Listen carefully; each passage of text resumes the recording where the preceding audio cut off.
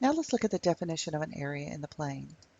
You remember we discovered that the upper and lower sums, when you take the limit as it goes to infinity, they approach the same value. Now, we're going to use that to define the area of a region in a plane. Suppose I have a curve and it is defined and continuous between the lines x equals a and x equal b. All right, if I draw a rectangle anywhere in here, it's just some representative rectangle, so that the width of my rectangle is delta x. And now remember, I'm going to define delta x as b minus a over n. All right, so if it has a width of delta x and has a height, some height of f c sub I, it's the functional value at c sub I, then the area of my one rectangle gives me an approximation of this little area. But what if I take the limit as n goes to infinity? If I take the limit as n goes to infinity of delta x, it goes to 0. So if I take the limit as n goes to infinity and my partitions get smaller and smaller and smaller, and I take these really thin little laminas and then I add them all up, this gives me the area under the curve.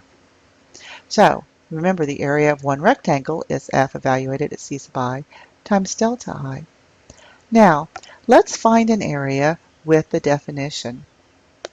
Let's look at f of x is x cubed. Oh, don't know why it did that.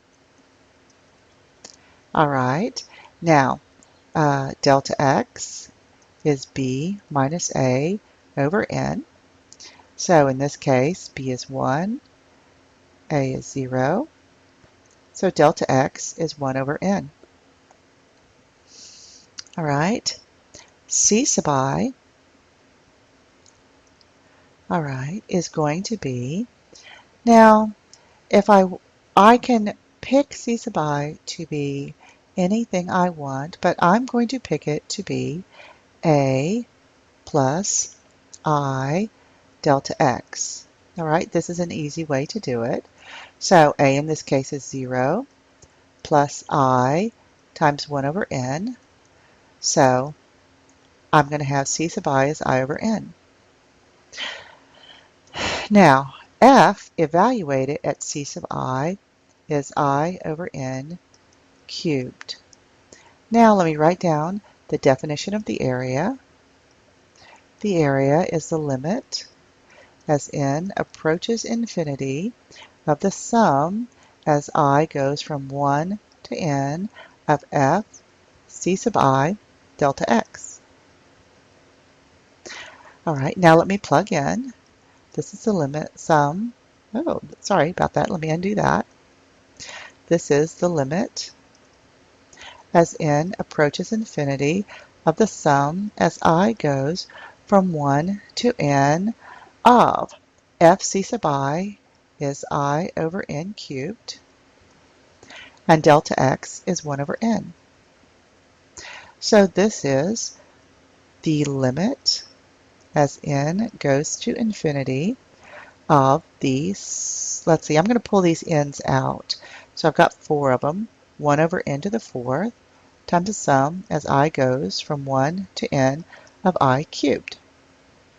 All right, so this is the limit as n approaches infinity of 1 over n to the 4th. Now this sum right here, you remember, is n squared times n plus 1 squared divided by 4. So this becomes, I'm running out of space here. This is the limit as n approaches infinity of 1/4. I'm just multiplying everything out and simplifying. Now, as I take this limit, this is 1/4 plus 0 plus 0.